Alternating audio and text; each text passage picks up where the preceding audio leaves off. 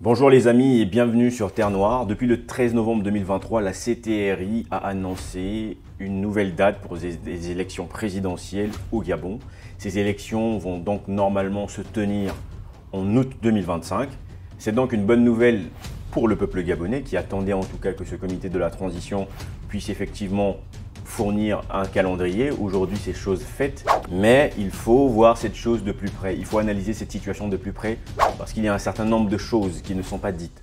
Et surtout, cette situation cache une autre volonté. Une volonté que personne ne pouvait imaginer. Une volonté, je dirais pas peut-être de trahison, mais en tout cas, quelque chose de très louche. Mais avant de rentrer dans le vif du sujet, les amis, si vous venez de découvrir la chaîne Terre Noire, sachez qu'ici on parle d'Afrique, on parle de noir, de tous les sujets qui tournent autour de l'africanité. Si vous êtes intéressé par ce genre de sujet, les amis, n'hésitez pas à vous abonner pour soutenir notre chaîne afin de nous connaître un peu plus dans la communauté. Jingle.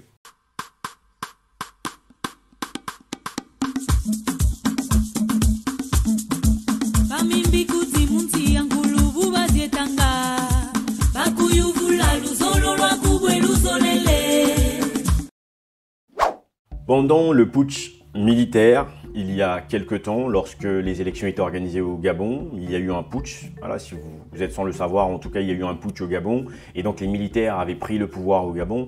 Et ces personnes avaient dit, je cite, « rendre le pouvoir aux civils ». À l'issue de cette transition, avec l'apport de tous les Gabonais, partenaires au développement, nous entendons remettre le pouvoir aux civils en organisant de nouvelles élections libres, transparentes et crédibles. Retenez bien cette phrase parce que nous allons revenir dessus. Aujourd'hui, il semblerait que le général Guy-Brice Oligui Nguema ait la mémoire un peu courte, visiblement. Ou alors, c'était peut-être des phrases bateau finalement pour essayer simplement de calmer le peuple, pour essayer de faire beau finalement, de rendre beau ce putsch. Alors, avant toute chose, je tiens à rappeler que le calendrier qui a été présenté aujourd'hui est un calendrier qui est à titre indicatif. C'est-à-dire qu'aujourd'hui, ce calendrier n'est pas un calendrier final. Le gouvernement de la transition dit qu'ils vont aller au dialogue national. Donc, à l'issue du dialogue national, ils vont donc définir si le calendrier qui établit les 24 mois est suffisant pour organiser des élections ou si c'est trop lent ou si c'est trop court. Ce sera vraiment apparemment à la population de décider. Donc, on attendra de voir comment est-ce que tout cela va se passer et quelles sont les décisions qui vont être prises. Beaucoup de personnes disent que c'est une transition démocratique. Beaucoup de personnes disent que M. Guy-Brice Oligui Nguema est un homme qui veut instaurer la démocratie au Gabon. C'est un homme qui veut bien faire les choses. Alors nous ne sommes pas les personnes qui vont s'attarder ou qui vont en tout cas rester sur les mots, sur les phrases. Mais nous sommes celles-là qui vont partir sur le principe de ce que dit le président de la transition, de son gouvernement actuel et de voir ce qui est dans les faits, ce qui est dans l'écrit. Et c'est dans l'écrit que nous allons aujourd'hui analyser cette situation politique. C'est dans l'écrit aujourd'hui que nous allons analyser finalement quelle est la volonté de M. Guy-Brice Oligui Nguema. Alors il faut savoir une chose, la charte de la transition aujourd'hui déjà disqualifie la plupart des membres de l'actuel gouvernement de la transition, quasiment tout le monde. Donc on se dit ok c'est très bien, il y a déjà cette volonté là, mais, quasiment tout le monde comme je venais de le dire, sauf M. Guy-Brice Oligui Nguema lui-même. Bon, va falloir qu'on nous explique tout ça, mais on va rentrer un peu plus dans le détail. Je vous mettrai en description d'ailleurs le lien de la charte si vous voulez lire un petit peu la charte pour comprendre ce qui s'y passe actuellement. Ça vous permettra vous aussi de vous ouvrir l'esprit. Mais je vais me faire le plaisir de vous lire quelques articles qui nous retiennent ici, qui vont montrer finalement une certaine volonté déjà de M. Guy-Brice Oligui Nguema finalement de s'accaparer le pouvoir et d'écrire finalement avec son gouvernement de la transition une charte qui au départ on pourrait dire semblerait logique, mais à l'arrivée on a l'impression qu'il y a quelque chose qui ne marche pas trop. Donc il semblerait que M. Guy-Brice Oligui Nguema aurait même dit que justement la charte, lui, ne l'empêchait pas de se présenter en tout cas aux élections de 2025. C'est le journaliste qui le dit. La charte de la transition précise que tous ces dirigeants ne pourront pas être candidats lors des prochaines élections dans le pays. Or, Brice Oligui Nguema, président de la transition, a indiqué dans une interview ne pas être soumis à cette restriction. Vous voyez déjà dans quel genre de bêtises on veut commencer à emmener des gens. Vous voyez déjà dans quel état d'esprit on veut commencer à emmener des gens. Il n'y a pas de surprise, autant s'y prendre à l'avance, annoncer la couleur, dire qu'en tout cas potentiellement il sera candidat, parce que s'il n'y avait pas de volonté à ce qu'il le soit, je pense que cela aurait pu être mentionné dans la charte, ce qui n'est pas fait. Moi je ne trouve jamais normal qu'un président de la transition veuille lui-même se représenter pendant des élections présidentielles. C'est quelque chose qui pour moi n'a aucun sens. Lorsqu'on assure une transition d'une nation, ça veut dire quelque part qu'on est en train de mettre l'ordre. Mais ça n'a pas de sens de dire qu'on veut mettre l'ordre pendant la transition et soi-même être candidat, parce que pour moi c'est déjà un signe de désordre. Ça n'a aucun aucun sens. Mais vous savez, comme d'habitude en Afrique, il n'y a pas de surprise. C'est quelque chose qui arrive très souvent. Les gens ont tendance à normaliser ce genre de choses qui, pour moi, n'ont aucun sens. Soit ce monsieur aurait dû donc laisser la présidence de la transition s'il a des intérêts de se présenter aux élections présidentielles, ou alors être président de la transition et assurer des élections qu'il ne sera normalement pas candidat. Ça, c'est dans la normalité, selon moi, bien entendu. Nous n'avons peut-être pas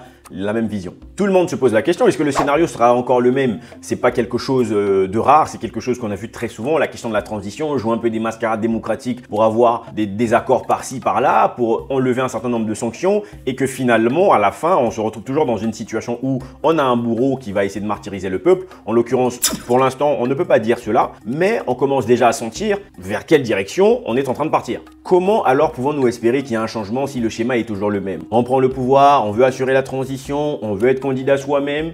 Quelles seraient pour moi aujourd'hui les motivations de cet homme d'être président de la République? Alors, est-ce que c'est le goût du pouvoir, hein? Vous savez, comme le disait Montesquieu, quiconque détient le pouvoir est tenté d'en abuser. Est-ce qu'on en arrive finalement à quelque chose de comme ça? Ce monsieur est donc arrivé à la tête de l'État et que finalement, il a une grande volonté de vouloir y rester. Il n'y a pas de problème. Maintenant, il met en place un certain nombre de choses, notamment une charte que l'on ne comprend pas, qu'on va voir en profondeur maintenant. Bien, maintenant, on va rentrer un petit peu dans la charte pour voir ce qui est mentionné, pour que vous puissiez comprendre que finalement, c'est une charte qui disqualifie tout le monde, sauf le président de la transition lui-même. Donc, charte de la transition, je vais vous lire le titre, charte de la transition du 4 septembre 2023, hein, du Gabon bien entendu. On va directement aller sur l'article 40. Je vais prendre une partie que je trouve intéressante. Je cite: le vice-président de la transition est nommé par le président de la transition qui met fin à ses fonctions. Le vice-président de la transition n'est pas éligible à l'élection présidentielle qui sera organisée pour marquer la fin de la transition. Le vice-président aujourd'hui qui assure la transition ne pourra pas se présenter aux élections présidentielles de 2025, si ça a lieu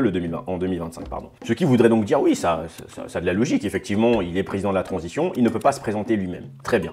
Article 41. Le secrétaire général de la présidence de la transition est chargé de la coordination de l'action présidentielle. Le secrétaire général de la présidence de la transition ne peut se porter candidat à l'élection présidentielle qui sera organisée pour marquer la fin de la transition. Donc, on a fini le vice-président. Maintenant, c'est le secrétaire général. Lui aussi n'aura pas le droit de se présenter aux élections présidentielles. On se dira, mais vraiment, c'est magnifique. Encore un autre article, hein, on va pas faire tous les articles, bien entendu. Article 44. Ça, c'est un article qui est hyper intéressant parce que là, on parle de tous les membres du gouvernement, donc on englobe tout le monde. Les membres du gouvernement de la transition ne sont pas éligibles à l'élection présidentielle qui sera organisée pour marquer la fin de la transition. Les officiers supérieurs des forces de défense et de sécurité, nommés membres du gouvernement, réintègrent leur corps d'origine à la cessation de leurs fonctions ministérielles. Donc, tous les membres du gouvernement de la transition actuelle du Gabon ne pourront pas se présenter aux élections présidentielles. Notez bien, parce qu'il y a des gens qui ont peut-être du mal à comprendre. Les membres du gouvernement, donc on parle là de tous les membres du gouvernement de la transition, ne pourront pas se présenter aux élections présidentielles. Et ça ne veut pas nécessairement dire que ces membres ne peuvent pas avoir des fonctions plus tard, une fois les élections passées. Parce qu'entre la fonction présidentielle et les autres fonctions, ça n'est pas du tout la même chose. Parce qu'il y a des gens qui ont peut-être du mal à comprendre, à croire qu'en fait, les membres du gouvernement d'aujourd'hui seront potentiellement tous virés une fois que l'élection va passer. Et c'est là où potentiellement les gens se trompent. Mais on va continuer. Article 52. Le président du Sénat de la transition et le président de l'Assemblée nationale de la transition ne sont pas éligibles à l'élection présidentielle qui sera organisée pour marquer la fin de la transition. Donc, président du Sénat, président de l'Assemblée, les deux ne sont pas éligibles à participer aux élections présidentielles. Je tiens à rappeler que j'ai parlé de membres de gouvernement. Le président de la République n'est pas membre de gouvernement comme tel, ce qui déjà ne le met pas dans ce groupe quand on parle de membres de gouvernement que j'ai cité tout à l'heure dans l'article 44. Ensuite, dernier article qu'on va faire, article 54. La Cour constitutionnelle de la transition est composée de 9 membres nommés par le président de la transition parmi les hauts cadres de la nation, dont le président. Le président de la Cour constitutionnelle de la transition n'est pas éligible à l'élection présidentielle qui sera organisée pour marquer la fin de la transition. Vous comprenez donc ici, les amis, que tout le monde est disqualifié pour des élections présidentielles.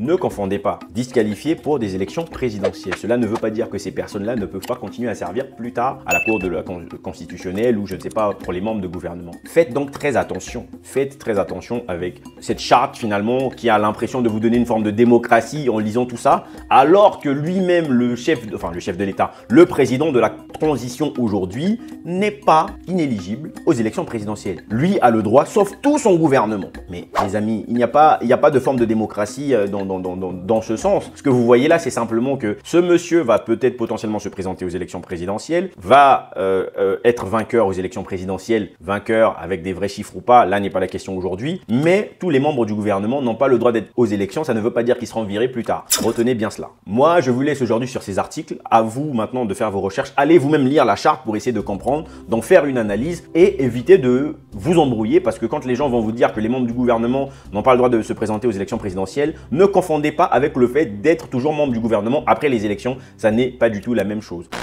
En tout cas les amis, moi je vous laisse sur cette vidéo. Dites-moi ce que vous en pensez en commentaire. S'il y a des Gabonais qui regardent Terre Noire, dites-moi aussi ce que vous pensez de tout ça en commentaire. Je me ferai le plaisir de lire et de vous répondre. Pour le reste, on se dit à très bientôt dans une prochaine vidéo.